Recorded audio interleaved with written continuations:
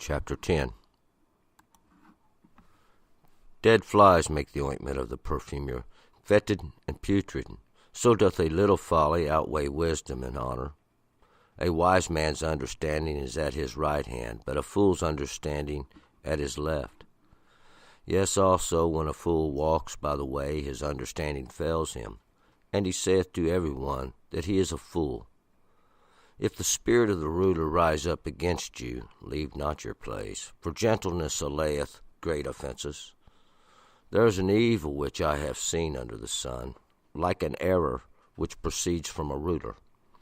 Folly is set on great heights, and the rich sit in a low place. I have seen servants upon horses, and princes walking as servants upon the earth. He that digs a pit shall fall into it, and whoso breaks through a fence, a serpent shall bite him. Whoso quarrieth stones shall be hurt therewith, and he that cleaveth wood is endangered thereby. If the iron be blunt, and one do not whet the edge, then must he put to more strength. But wisdom is profitable to direct. If the serpent bite before it is charmed, then the charmer hath no advantage. The words of a wise man's mouth are gracious, but the lips of a fool will swallow up himself. The beginning of the words of his mouth is foolishness, and the end of his talk is grievous madness. A fool also multiplieth words, yet man knoweth not what shall be, and that which shall be after him, who can tell him? The labor of fools wearies every one of them, for he knows not how to go to the city. Woe to you, O land, when your king is a boy, and your princes feast in the morning. Happy are you, O land, when your king is a free man, and your princes eat in due season, in strength and not in drunkenness. By slothfulness the rafters sink in, and through idleness of the hands the house leaks. A feast is made for laughter, and wine maketh glad the life, and money answers all things. Curse not the king, no, not in your thought, and curse not the rich in your bedchamber. For a bird of the air shall carry the voice, and that which hath wings shall tell the matter. All right, let's go back up to verse 1. Continuing these words of the preacher, the Ecclesiastes, once again, that Colette, whatever you want to call him. He is the assembler of words, the assembler of these words here, even. The one who gets tries to get the good things together in life. You might say sorted through them, got the good things out for himself. We're going to pick it up here in verse 1. Dead flies make the ointment of the perfumer fetid and putrid, so doth a little folly outweigh wisdom and honor. Dead flies, basically we'll find out the ointment of the apothecary. I believe the King James Version says this one who the mixer of compounds, or this mixer of chemicals. The dead flies makes that ointment stink with a really bad smell. We'll find out, because that's what's killing the flies. So a little folly outweigh wisdom and honor, and so does a little folly sometimes outweigh wisdom and honor. It's a little mistake there in the mixture, and accidentally killed some flies, and that's going to outweigh the great knowledge, because that's a mistake, and it shouldn't be taken. Sometimes a little mistake can do more than great wisdom. 2, a wise man's understanding is at his right hand, but a fool's understanding at his left. Now, wise man, his understanding, we all know what understanding is. That's what the Lord gave us in the beginning. Little understanding, some knowledge, some wisdom to help you out along the way. He said this is, and we know what the law was at that time. And it's in your right hand. That's your right hand is the strength, your great work, your powerful work. It's what you do. But a fool's understanding is his left. And that's going to make a witness of him, to make himself known. It's in his left. It's what he does as well, but it's a witness. 3, or a kind of support even for a wise man. 3, yes, also when a fool walks by the way, his understanding fails him, and he says to everyone that he is a fool. Yes, also, we see these guys all the time. They can't hide. It's really hard to when a fool walks by the way. As fools go through life, we kind of figure out who they are. His understanding has failed him. He ain't doing no good. He thinks he's got it all together. In the end, he doesn't. He says to everyone that he is a fool. He doesn't know what he's saying. It's his actions that are speaking louder than any foolish thing he's ever said. For if the spirit of the ruler rise up against you, leave not your place. For gentleness allayeth great offenses.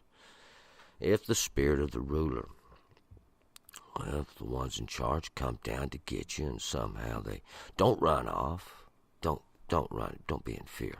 No reason to ever be scared, especially of men. For gentleness layeth great offenses. Stand your ground and be calm and collected. And, stand behind what you did. You should be willing to take the recourse for your actions and stand behind them firm. You see, that gives them the reverberation they're going to need. 5. There's an evil which I have seen under the sun, like an error which proceeds from a ruler. And there's an error that I've seen under the sun. And this great error is simply that you got to be willing to stand and make sure all your decisions are acceptable. Once again, we're going to go back to the ordinances and statutes, which gives you that ability, that little bit of understanding. See, the Lord give you. Because if not, it's going to be just like an error which proceeds from a ruler. Those that rule over, it's like a bad law going out. It's not going to do no good. It's just an error, and we'll find out. They'll be subject to it, and it will sooner or later cause damage. 6. Folly is set on great heights, and the rich is set in a low place. Folly is error. It's set on great heights. It's to be foolishness. It's just foolishness is setting great heights, and it seems like the mistakes are just constantly going on. Nobody's learning from them, so this foolishness must be ruling or running the show, and the richness is set in a low place. But the richness we're talking about is not of that of great wealth that is counted, but the rich that sit in a low place are those that have understanding and those that have knowledge, mostly because we're not going to find them part of it. They know better. 7. I have seen servants upon horses, princes walking as servants upon the earth. And this is kind of like backwards here, to see a servant upon a horse and a prince walking as the servant was, especially in those days. I mean, today it's not as prevalent, but what this is I've seen servants in high places, and those that are what should we say, princes, those ones that are anointed or chosen for a position, are walking as servants upon the earth, and because that's where they belong, to be humbled. It's kind of like things are backwards, and that's the way they are today. But unfortunately, the servant has got arrogant. 8. He that digs a pit shall fall into it, and whoso breaks through a fence, a serpent shall bite him. Anybody digs a pit, sets a trap, you're going to be the one taken in it. Sooner or later. It always happens. Your house will suffer from it.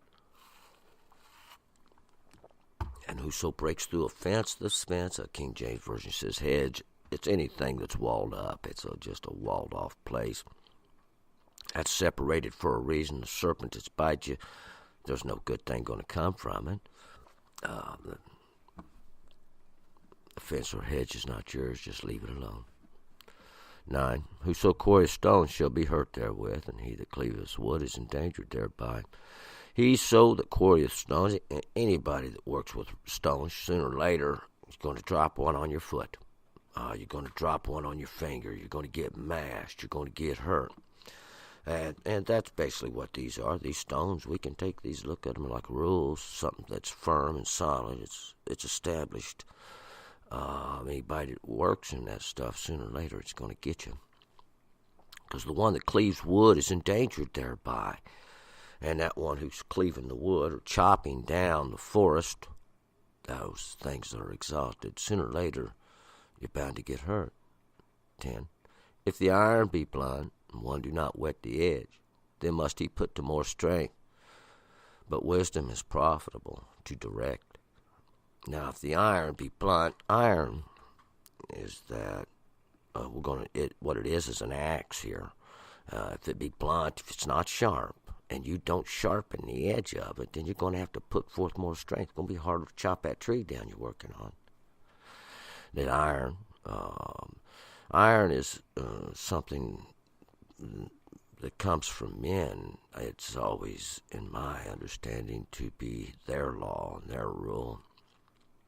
Kind of like that iron rule, or that iron yoke that we heard about in Jeremiah. But anyway, wisdom is profitable to direct. But wisdom, see, it just like that sharp axe, it's more profitable to direct it. It'll do you more good if it's striking right where you want to hit. 11. If the serpent bite before it's charmed, then the charmer has no advantage. And if that which is being charmed strikes before it's been charmed, what advantage has the charmer? Those that was trying to, and we can look at this in several ways. What's this got to do with people? I mean, the serpent, people are not serpents. But if that which is like looked as the wicked, or cause those that have exalted themselves over them, if they've got no advantage to what their charming's doing, if it's woke up and there's understanding, what good are they going to have to do with what they've done? 12, the words of the wise man's mouth are gracious, but the lips of a fool will swallow up himself. And the words of a wise man's mouth are gracious. His words ask for grace to help you and gain nothing.